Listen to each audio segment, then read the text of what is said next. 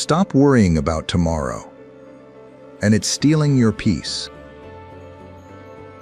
Let me ask you something honestly. How much of your life have you spent living in a day that hasn't even happened yet? You wake up today, but your mind is already in next week. You sit at dinner, but your thoughts are in next month. You try to sleep, but your heart is racing through next year. And Jesus looks at you and says something that sounds almost impossible. Take therefore no thought for the morrow. No thought? In a world built on planning, forecasting, and preparing? Yes. No anxious thought. No fear-driven obsession. No borrowing trouble that doesn't belong to today. You are exhausting yourself, fighting battles that have not arrived. You are grieving outcomes that may never exist. You are carrying weights God never placed on your shoulders. And slowly, quietly, anxiety is draining the joy out of the only day you actually have. Today, Jesus did not say tomorrow won't have trouble. He said tomorrow will take care of itself. That means tomorrow has an owner, and it's not you. Some of you feel responsible for holding your entire future together. Your career, your children, your health, your finances, your reputation. But listen carefully. If your peace depends on your ability to control what hasn't happened yet, you will never know rest. God never designed you to manage tomorrow. He designed you to trust Him today. And until you understand that, you will keep living in a day that doesn't exist, while missing the grace that does. Tonight, we are going to confront worry at its root, not with shallow encouragement, not with positive thinking, but with truth. Because when Jesus said, "Take therefore no thought for the morrow," He wasn't offering advice. He was giving you freedom, and it's time you take it. Part 1. Jesus said it, and He meant it. These words are not motivational quotes. They are not poetic suggestions. They are not optional spiritual extras for stronger Christians. They are the words of Jesus Himself. In the middle of the Sermon on the Mount, surrounded by crowds of ordinary people, workers, mothers, fathers, poor laborers, Jesus looks them in the eye and says, "Do not worry about tomorrow." Think about that. He didn't say it to people with savings accounts and insurance plans. He said it to people who live day to day. Daily wages, daily bread, daily survival. And still, He said it, which means this command is not disconnected from real life. It was spoken into real pressure, real need, real uncertainty. When Jesus says something, He is not naive. He knows what bills feel like. He knows what hunger feels like. He knows what betrayal feels like. He knows what suffering feels like. And yet He says, "Do not worry." That tells you something powerful. Worry is not inevitable. It feels natural. It feels automatic. It feels responsible. But Jesus treats it like something you can refuse. Not because tomorrow won't matter, but because tomorrow is not yours to carry. When He says, "Take no thought," He is not condemning planning. He is confronting anxiety. There is a difference between preparation and panic. Preparation says, "I will do what I can today." Panic says, "If I don't control everything, everything will fall apart." Preparation is faithfulness. Panic is fear pretending to be wisdom. Jesus is addressing the heart that constantly projects disaster, the mind that rehearses worst-case scenarios, the soul that never rests,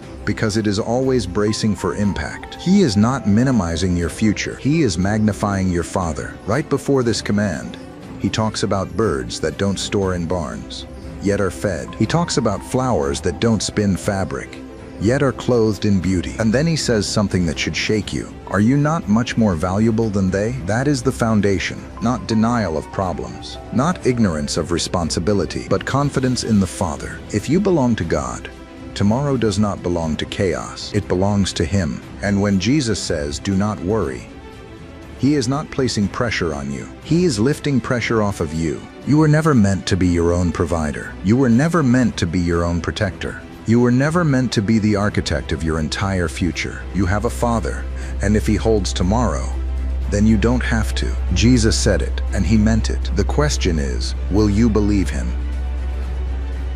Part 2. Worry is a thief disguised as responsibility. Let's be honest, most of the time, you don't call it worry. You call it being realistic. You call it thinking ahead. You call it just being responsible. But look closely. Worry is fear dressed up in a suit. It sounds mature. It sounds wise. It even sounds loving sometimes. I'm just concerned about my family. I'm just thinking about what could go wrong. I just want to be prepared. But beneath all of that is a restless heart, trying to control what it cannot control. Worry doesn't protect you. It drains you. It steals your focus. It steals your joy. It steals your ability to fully show up in today. And the most dangerous part, it feels productive. You can sit still and worry for hours and feel like you've done something, but you haven't moved one circumstance. You haven't changed one outcome. You haven't added 1 hour to your life. Jesus said it clearly.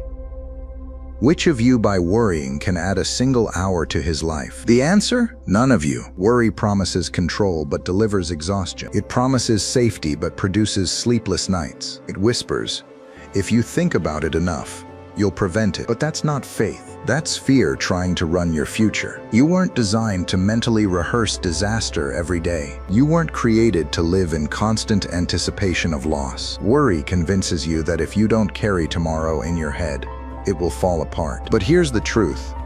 Tomorrow is not held together by your anxiety. It is held together by God. When you constantly replay worst-case scenarios, you are borrowing pain that may never arrive. You are suffering in advance. You are grieving events that may never happen. And in the process, you miss the grace available right now. Worry is not harmless. It erodes trust. It slowly convinces you that everything depends on you. And the more you believe that, the heavier your life becomes. You feel like the weight of your future is strapped to your back. Career, family, health, finances. And you think if you don't think about it constantly, you're being careless. No.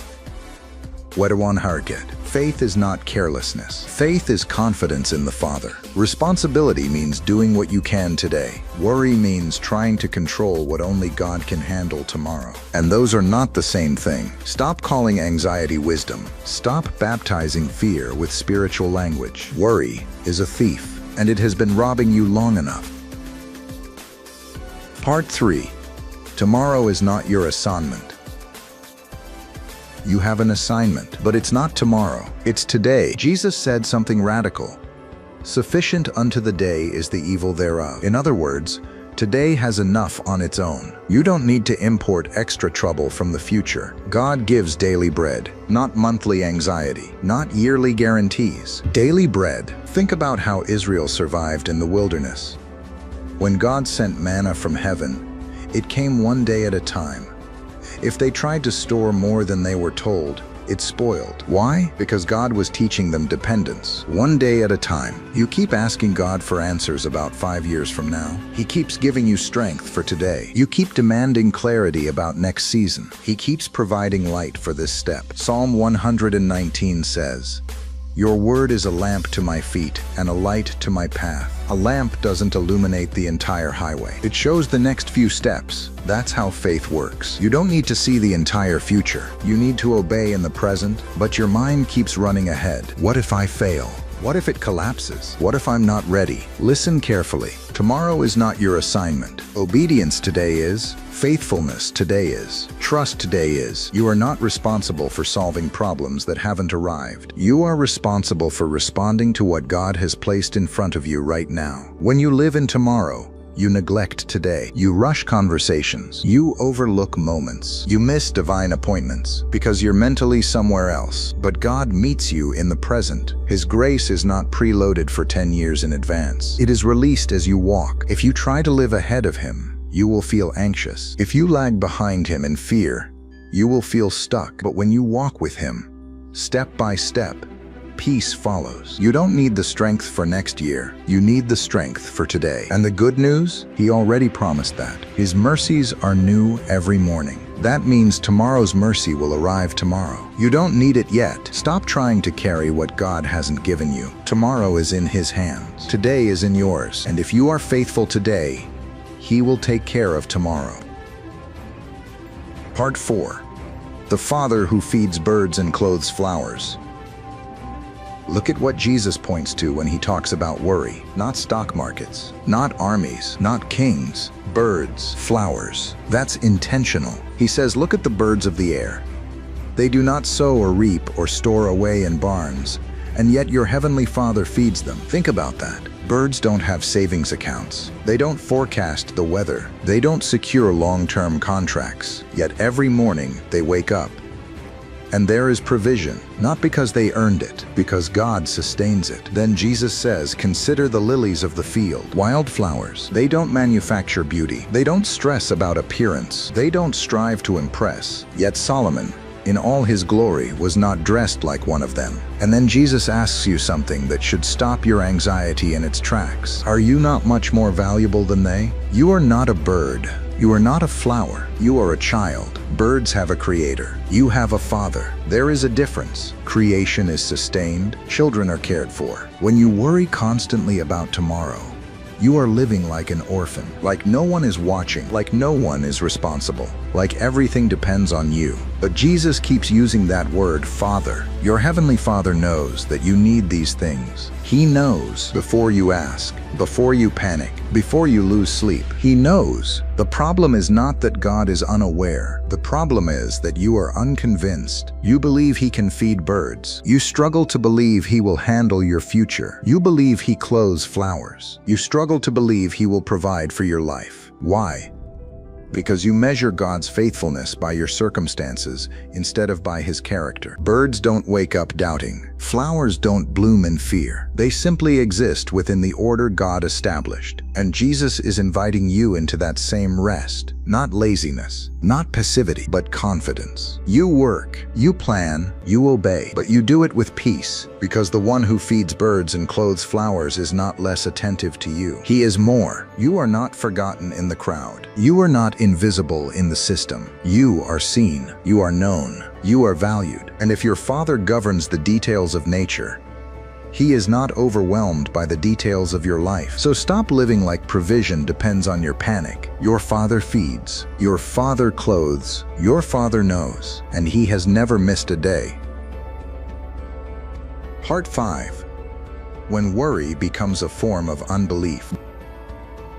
This part may be uncomfortable, but you need to hear it. There is a point where worry stops being weakness and starts becoming unbelief. Not momentary fear, not human emotion, but a settled pattern of distrust. When you constantly assume the worst, when you repeatedly expect collapse, when you live as though disaster is inevitable, you are quietly declaring something about God. You are saying, I don't believe you will come through. Maybe you would never say it out loud, but your anxiety is preaching it. Worry questions God's goodness. Will He really provide? It questions His sovereignty. Is He really in control? It questions His faithfulness. Will He really keep His promises? Jesus says, "O you of little faith." He connects worry directly to trust, not because He is condemning you, but because He is revealing the root. Worry grows where trust is weak, and trust grows where you know the Father. If you believe God is distant, you will worry. If you believe God is unpredictable, you will worry. If you believe God is reluctant,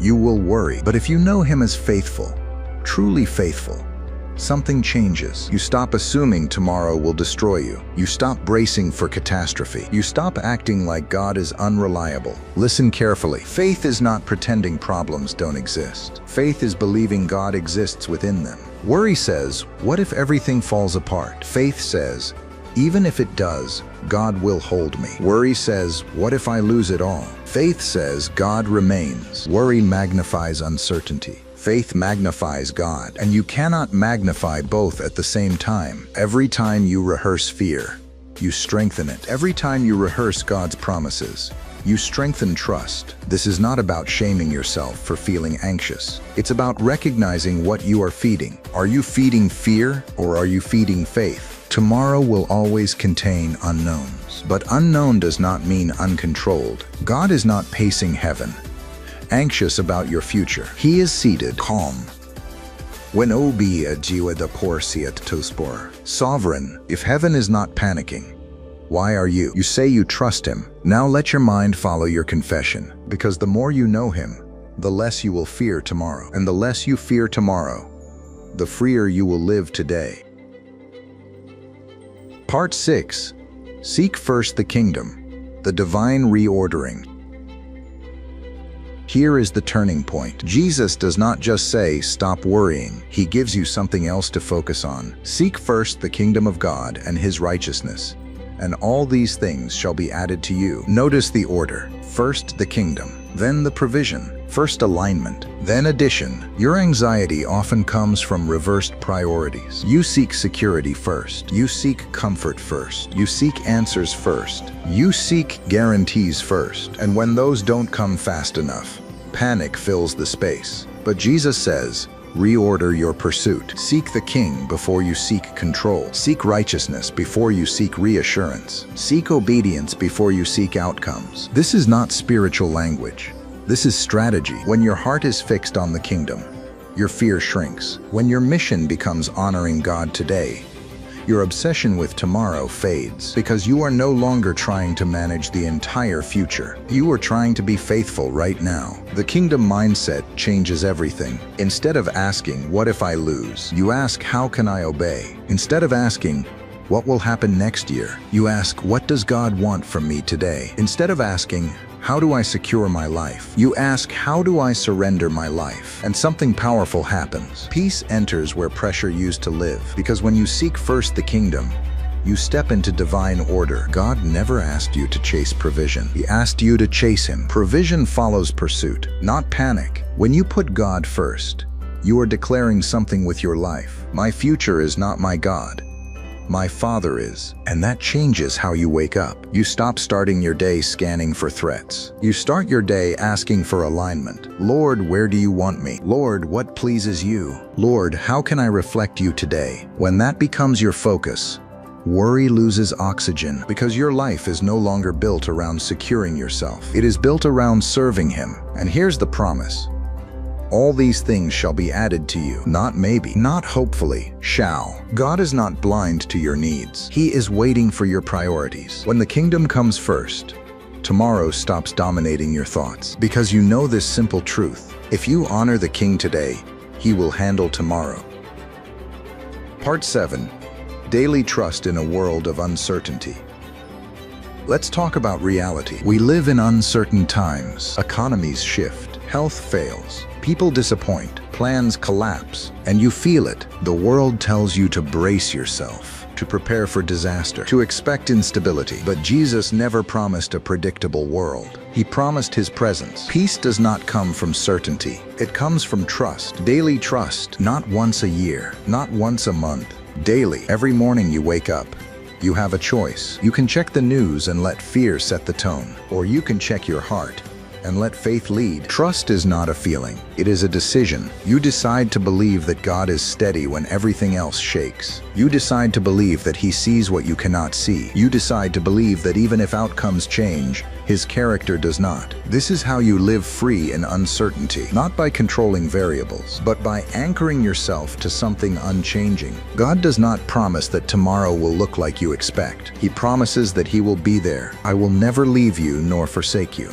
That is the anchor. Your job might change. Your circumstances might shift. Your plans might redirect, but his presence remains. When you truly internalize that, fear loosens its grip, because the worst-case scenario is never abandonment. He is with you in success, in failure, in abundance, in lack, in clarity, in confusion. Daily trust means you wake up and say, God, I don't know what today holds, but I know who holds me. That sentence alone can silence 1,000 anxious thoughts. You don't need a perfectly stable world. You need a perfectly faithful God, and you have one. So live today boldly, work hard, love deeply, serve faithfully, but refuse to let uncertainty steal your peace. Tomorrow may be unknown to you, but it is not unknown to God. And if he stands in your future already, you don't have to fear walking toward it.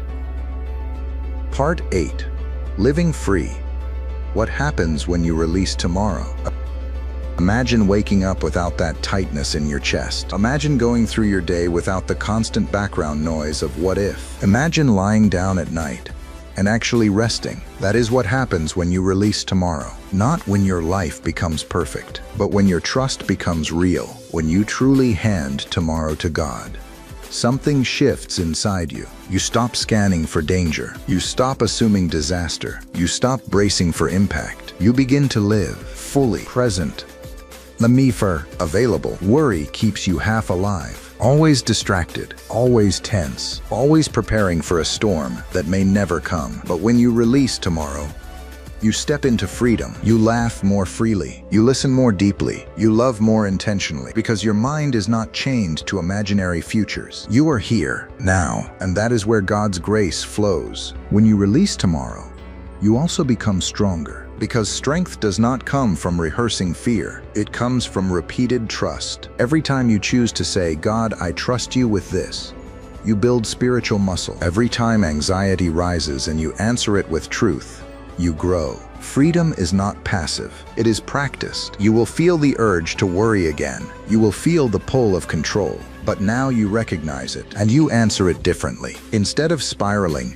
you surrender. Instead of panicking, you pray. Instead of forecasting disaster, you declare truth. My Father knows. My Father provides. My Father is faithful. Living free does not mean ignoring responsibility. It means refusing to be ruled by fear. You still plan. You still work. You still prepare. But you do it from peace, not panic. And that peace becomes noticeable. People will see it. When others are overwhelmed, you are steady. When others are frantic, you are calm, not because you know more, but because you trust more. Releasing tomorrow also makes you bold, because when your security is anchored in God, risk becomes obedience instead of terror. You step forward when He calls. You move when He leads. You obey without demanding guarantees. Why? Because your confidence is not in outcomes. It is in Him. And here is the beautiful truth. When you stop trying to control tomorrow, you actually enjoy today. You see sunsets. You savor conversations. You recognize blessings. You notice God's hand in small details. Worry blinds you to beauty. Trust opens your eyes. You were not created to live in constant anticipation of loss. You were created to walk with God, step by step, day by day. And when you finally release tomorrow,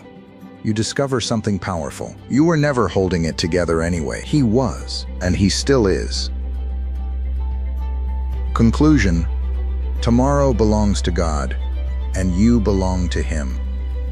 Let this settle in your heart. Tomorrow is not your burden. It is God's. You were never designed to carry what only He can control. Jesus did not say, "Figure it out." He said, "Do not worry." That is not weakness. That is invitation. An invitation to rest. An invitation to trust. An invitation to live fully in the grace of today. Your future is not hanging by your anxiety. It is secured by your Father. So release the mental rehearsals. Release the imaginary disasters. Release the weight you were never meant to hold. Wake up tomorrow and choose differently. Choose trust. Choose obedience. Choose peace. Because the one who holds the universe also holds your future. And if tomorrow belongs to Him, and you belong to Him, then you have nothing to fear. Part 1.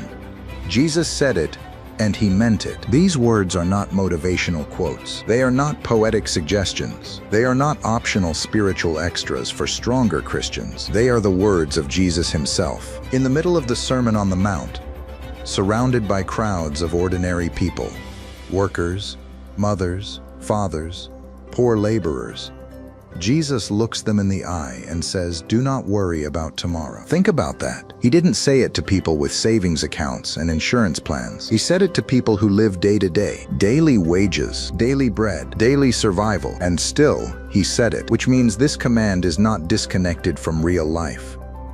It was spoken into real pressure, real need, real uncertainty. When Jesus says something, He is not naive. He knows what bills feel like. He knows what hunger feels like. He knows what betrayal feels like. He knows what suffering feels like. And yet He says, "Do not worry." That tells you something powerful. Worry is not inevitable. It feels natural. It feels automatic. It feels responsible. But Jesus treats it like something you can refuse. Not because tomorrow won't matter, but because tomorrow is not yours to carry. When He says, "Take no thought," He is not condemning planning. He is confronting anxiety. There is a difference between preparation and panic. Preparation says, "I will do what I can today." Panic says, "If I don't control everything, everything will fall apart." Preparation is faithfulness. Panic is fear pretending to be wisdom. Jesus is addressing the heart that constantly projects disaster, the mind that rehearses worst-case scenarios, the soul that never rests